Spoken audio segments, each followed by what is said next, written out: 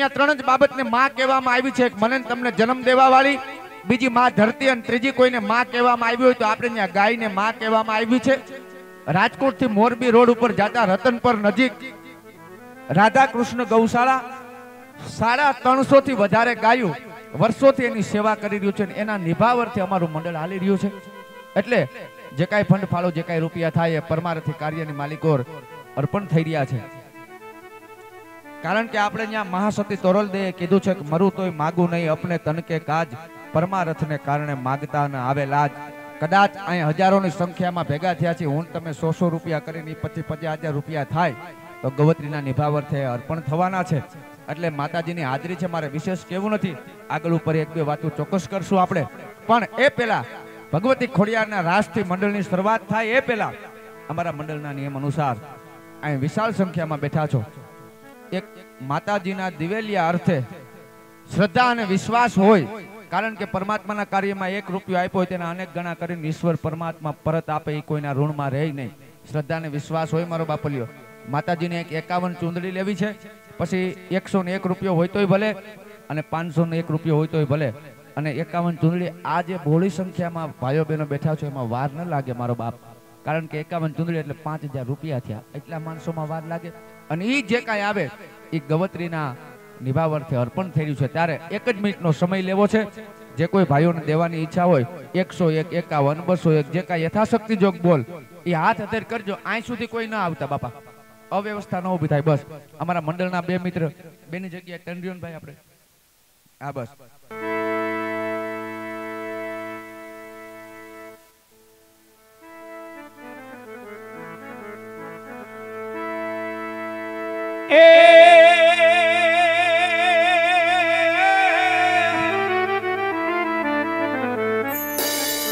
આમ મારી પુત્ર વિના પાછી ફરું નહીં.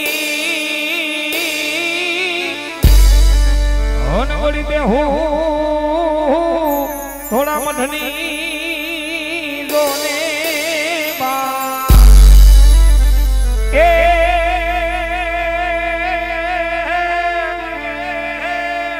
એ મારી બેને મારી પુત્રનો પરિવાર અરે મારી તન વીર રે જોને સમજને પરમા મારી દેને દેને હવે ઘોડાનો ખુદના અરે મારી તન વીર રે જોને સમજને પરમા ઘોડલ તારી દુનિયાની આ મારી વારી ના અમે છોડવા રેલો